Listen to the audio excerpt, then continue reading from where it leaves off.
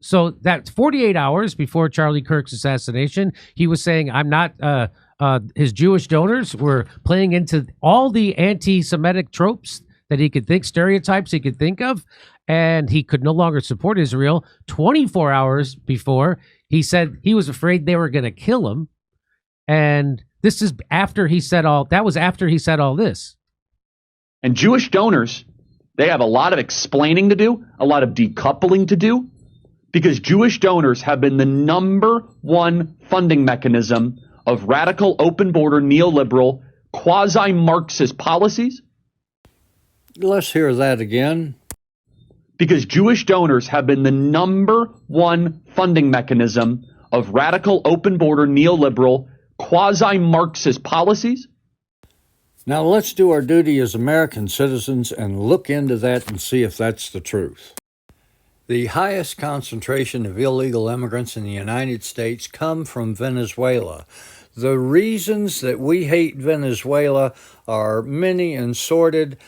Suffice it to say they are the number one oil reserve in the world, but they're all dirt poor. This is Steve Mnuchin, treasurer. He put sanctions on Venezuela and cut off their food and medicine and supplies. This is multi-billionaire George Soros. His Open Society Foundations funds migration all over the world. This is head of Homeland Security Alejandro Mayorkas, who seemed to have no problem with Venezuelans crossing the border.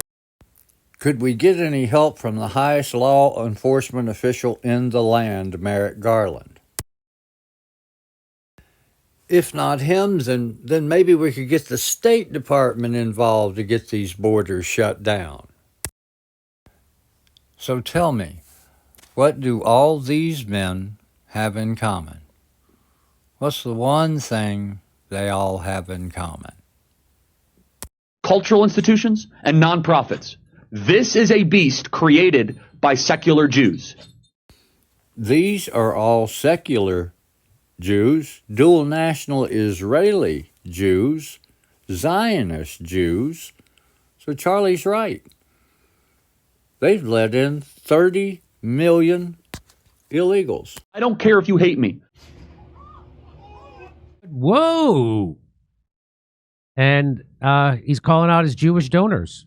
A lot of people speculating it's Israel, again, because they have a long history of assassinating people that are inconvenient for them. And he had turned against Israel. And that's all it took for him to be afraid for his life.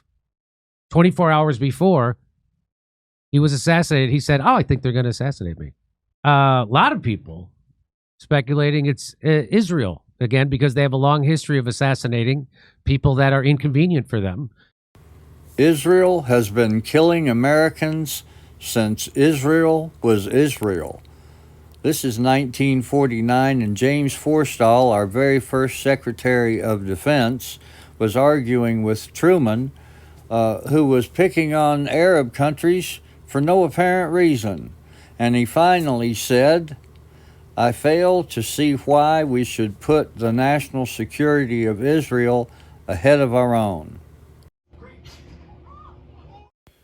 Weeks later, just like Charlie Kirk, James Forstall went through a 16-story window. The fact is, Israel killed James Forstall in 1949, and Israel had something to do with Charlie Kirk's horrific murder. Israel had something to do with Charlie Kirk's horrific murder.